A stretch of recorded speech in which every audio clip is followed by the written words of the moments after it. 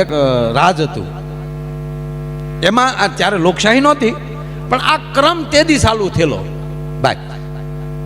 એ રાજમાં એવું હતું કે રાજાને 5 વર્ષ જ રાજ કરવાનું. 5 વર્ષ પૂરા થાય એટલે ગામ આખું ભેગું થાય અને હાથી જેની માથે કળશ સાહેબ ઢોળે એ નવો રાજા.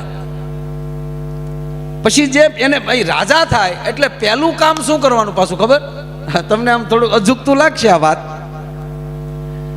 પહેલું કાર્ય જ્યારે રાજા થાય એને રાજ તિલક થઈ જાય, ગાદીએ બેસી જાય, એટલે પહેલું જ કામ એને કરવાનું કે એની પહેલા જે રાજા હતો એને બંધી બનાવવાનો. એને બંધી બનાવવાનો, આખી બજારમાં ફેરવવાનો. અને એની ઈ ગામની બાજુમાં એક બહુ મોટી નદી હતી અને નદીને સામે કાંઠે એક ભયાનક જંગલ હતું અને ઈ જંગલમાં માનવ ભક્ષી પક્ષીઓ, પ્રાણીઓ આ બધા રહેતા હતા.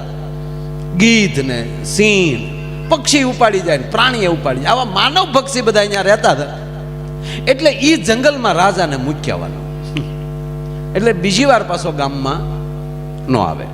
આ સિસ્ટમ કરી, ધ્યાનથી સાંભળજો આ વાત. હવે આપ જાણીએ કે ઈ રાજાને જ્યારે બાંધીને નીકળે એટલે બે પ્રકાર જોવા મળતા હતા. કોઈ રાજાને બાંધીને નીકળે તો સાહેબ પ્રજા રોતી હતી, અરે રે 5 વર્ષ આપણું કેવું કામ કર્યું. અમુક ને નીકળે બાંધીને એટલે પ્રજા પાછળ દેકારો કરતી હતી, ધૂળ ઢેફા ઉડાડતા હતા અને ઓલો કગળ્યા કરે કે મને મૂકી ગયો, મને મૂકી ગયો, હું ગામમાં નહીં રહું, હું બીજી વાર નહીં આવું, પણ મને મૂકી ગયો. આવી પરિસ્થિતિ 5-5 વર્ષે બનતી હતી આ રાજમાં.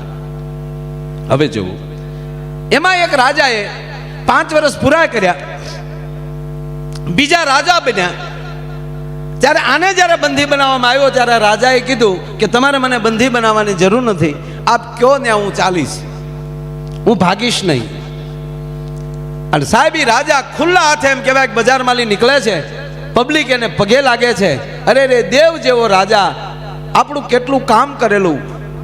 એ દેવ જેવો રાજા એમ કહેવાય, પણ હસતા મુખે. દરેક રાજાઓ રડતા હતા, જેને બંધન બાંધતા હતા ત્યારે રાડ્યો નાખતા હતા.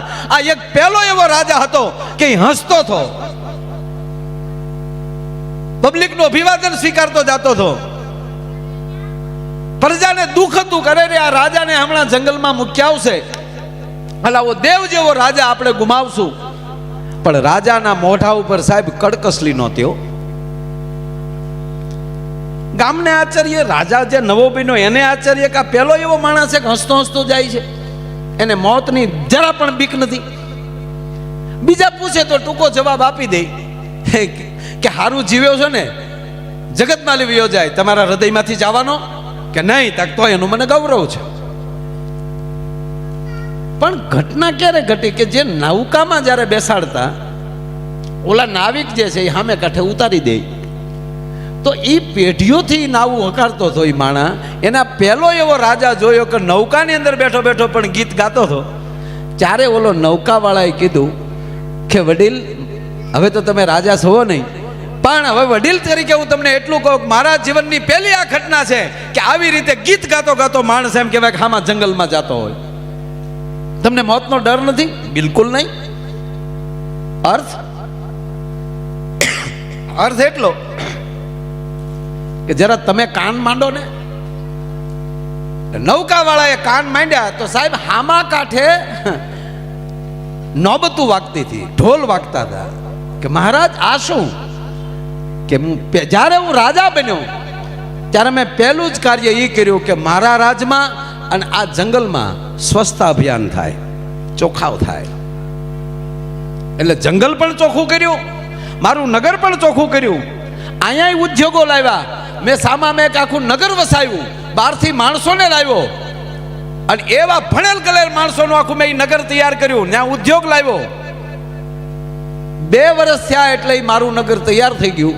3 વર્ષે અત્યારે એટલું બધું ઉત્પાદન કરે છે કે એ પ્રજાને એમ છે કે 5-5 વર્ષથી આપણે આ નગરમાં રહીએ છીએ પણ આપણો રાજા આવ્યો નહીં, અને આજ એ માણસોને મારી વાત છે કે આપણો રાજા આવી રહ્યો છે, આપણો રાજા આવી રહ્યો છે.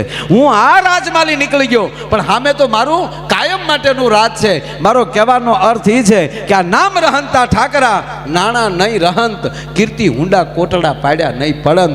સાહેબ, હાથમાં જ્યારે એમ કહેવાય કે જે કાંઈ આપણી પાસે સત્તા સંપત્તિ જે કાંઈ હોય એનો સદુપયોગ કરીને જે માણસ વયો જાય એને જગત કોઈ દી ભૂલતું નથી, કોઈ દી નથી ભૂલતું ને. એક છોકરાને એના બાપાએ કીધું, બેટા હું ગુજરી જાઉં ને તો એક કામ કરજે નહીં. કે હું બાપા કયો નહીં. અમુક તો ગુજરવાની વાટે જ હોય ને. એક ભાઈ નિમાણા બેઠા હતા ને, એકદમ મોઢું આમ ઉડી ગયેલા લેમ્પ જેવું હતું. તેને પૂછ્યું કે કેમ ભાઈ હાવ નારાજ બેઠા છો? એ કે મારા બાપુજી ગુજરી ગયા. તો ઓલો કે પહેલી વાર તારા બાપાએ સારું કામ કર્યું. આખી જિંદગીમાં પહેલું વહેલું કોઈ તારા બાપાએ સારું કામ કર્યું તા ગુજરી ગયા ઈ. બાકી તારા બાપે આખા ગામના ટકા જ કર્યા. તા ઓલો બેઠો બેઠો કે હા હાશી વાતો, આખા ગામના ટકા મારા બાપાએ કર્યા જ હશે. તા કેમ? તા કે આ જો ને મારે કરવો પડ્યો, જાતા જાતા મારો બાપ મારોય કરતો ગયો. એટલે ભાઈ એના છોકરા એને કીધું કે હું ગુજરી જાઉં ત્યારે બેટા એક કામ કરજે તું. શું? એ કે મારા આ તૂટલા બૂટ અને આ તૂટલા મોજા મેં પહેલી વાર બેટા લીધેલા ને, જ્યારે હું ઓલો થયો ત્યારે મેં પહેલી વાર આ બૂટ મેં લીધેલા, એટલે મને મારી જૂની યાદી છે. એટલે હું ગુજરી જાઉં ત્યારે મને સેલઈ પહેરાવી દેજો. કાંઈ વાંધો નહીં બાપા. એ સમય જતા એ દાદા ગુજરી ગયા. એટલે એના દીકરાએ કીધું, જે વડીલો હતા પંડિતો બેઠા હતા, કે આ બૂટ ને આ મોજા આ મારા બાપાને પહેરાવાના છે, મારા બાપાની ઈચ્છા હતી. તો બધા કે ભાઈ અત્યારે શરીરમાં કાંઈ વસ્તુ લગાડાય નહીં, ખાપણ સિવાય આને કાંઈ દેવાય નહીં. વિધિ વિધાન ના પાડે. સંસ્કાર અગ્નિ સંસ્કાર છે, આ એક સંસ્કાર છે આપણા જીવનના. એમાં આવું તૂટલું ફૂટલું કાંઈ કોઈ વસ્તુ હાથમાં વાળની વીંટી ન હોવી જોઈએ. 5 ગામના વડીલોએ કીધું કે એના છોકરાની ઈચ્છા હોય તો શીખો ને. તાકે ન શીખાય ભાઈ. ત્યાં એના બાપાની ચીઠી નીકળી. એના બાપાએ ચીઠીમાં લખ્યું હતું કે બેટા તૂટલા મોજાએ જો હારે ન આવતા હોય તો સંપત્તિ ક્યાંથી હારે આવશે? માટે સારો સમય મળે ને તો જગતમાં સારું કામ કરતો જાજે, જેથી કરીને જગત તને યાદ કરે. બાકી કોઈ વસ્તુ હારે નહીં આવે ભલા માણા. અને હારે જો આવતું હોત, હારે જો આવતું હોત તો પહેલા જ પાર્સલ કરી નાખત ને બધું.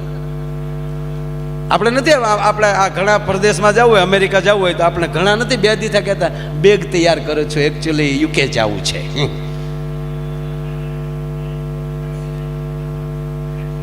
તો આ તમને લાગે છે અહીંયા હારે લઈ જવાતું હોત તો આ 5-5 વર્ષ અગાઉ શરૂ કરી દે. પણ મારો વાલીડો ભગવાન એવો છે ને, કોઈને ખબર જ નથી પડવા દેતો. એ લે આ લે એટલું જ થાય. હો,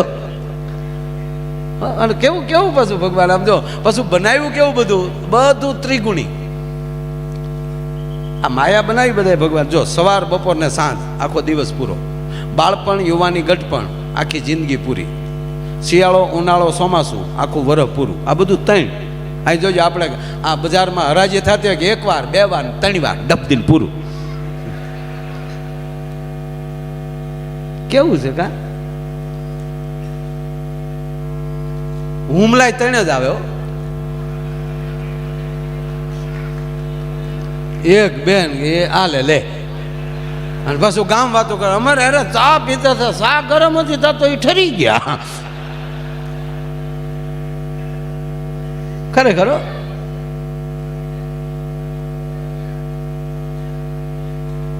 બધી વસ્તુ જો તમે આ જ્ઞાન અને વિજ્ઞાનમાં ફેરવું છે ભાઈ. જ્ઞાન છે એ જાણકારી, જાણવું એનો અર્થ થાય જ્ઞાન. અને એ જ્ઞાન પ્રાપ્ત કર્યા પછી વિશેષ ઉમેરો કરીને એને સારું કરવું, આનું નામ વિજ્ઞાન. આપણા શાસ્ત્રોમાં વાંચ્યું વૈજ્ઞાનિકોએ કે આરું આવી રીતે પ્લેન હોય, રાવણ પાસે હતું તો આકાશમાં આરું ઉડાતું તો હશે. તો કેવા એને પ્રયોગ કર્યા છે? પ્રયોગ બીજા કર્યા ને ટેસડા આપણે કરીએ. બોલો, આ પ્રયોગ તો બીજાએ જ કર્યા ને ભાઈ. આ જો આ પહેલી વેલી અહીંયા બજારની જે સ્થાપના થઈ છે અને કેટલા વર્ષ થયા છે, એણે કેવી રીતે ખેડૂને સમજાવ્યા છે કે બાપા બધું ભેગું રાખો. અને હકીકત સહકાર વગેરે આ ઉધાર જ નથી, સાથે જ રહેવું. હમણાં હું એક ભાઈ આફ્રિકાના દેશમાં સાહેબ ગયો હતો, રવાંડામાં હું ગયો એટલે અમને અગાઉ કહેવામાં આવ્યું કે કોઈ જગ્યાએ કચરો તો નાખતા જ નહીં, ભૂલથી. બહુ ચોખ્ખો દેશ છે, નકર આફ્રિકાનો દેશ ચોખ્ખો. હા, પછી એને વાત કરી કે 94માં આપણી હારે જ હતા આ લોકો, 94 સુધી. ત્યાં પણ જ્ઞાતિઓ હતી, જ્ઞાતિવાદ હતો. અને 94 ની અંદર બે જ્ઞાતિ વચ્ચે એક હુતુ કરીને કોઈ જ્ઞાતિ, એક બીજી જ્ઞાતિનું નામ હું ભૂલી ગયો સાહેબ. એ બે જ્ઞાતિ વચ્ચે યુદ્ધ થયું, ધીંગાણું થયું, તોફાન થયું. અને આખા દેશમાં એમ કહેવાય ખબર પડી કે આ બે કોમ બાંધે છે. ઈ તાલુકામાં, ઈ ગામમાં બે કોમો મળે બાંધવા. સાહેબ 100 દિવસ, 94 ની જ વાત કરું છું, વધારે નહીં. 1994માં ઈ એટલું બધું તોફાન 100 દિવસ ચાલ્યું. 100 દિવસમાં સાહેબ 10 લાખ માણસ અંદરો અંદર કપાઈ ગયું છે, 10 લાખ. અને એ દેશમાં 200 જેટલા એના સ્મારકો બનાવ્યા છે સામૂહિક દફન વિધિના. અને એ કાલના જે વડાપ્રધાન હતા, હજી એના છે, એ માણસે એ દેશમાં લઈ જ્ઞાતિ જ નાબૂદ કરી નાખી. કે જેને રહેવું હોય એ રવાંડી તરીકે રહ્યો.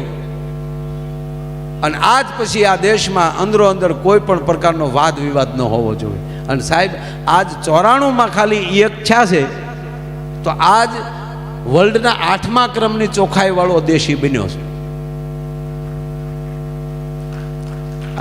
અને તમે આવા બધા અહીંયા તો અમારા ભાવનગરથી માંડીને અહીંયા સુધી આપણે વહી આવો તો આપણા તો જિલ્લાય બધા એવા છે, ખેડૂ અહીંયા એવા છે, વેપારીઓ અહીંયા એવા છે. કોઈ પણ ક્ષેત્રનો માણસ તમે લઈ લો, ભારતનો માણસ ગમે ત્યાં છે, ગુજરાતનો માણસ ગમે ત્યાં છે, ક્યાંય કોઈ દી પાછો નહીં પડે.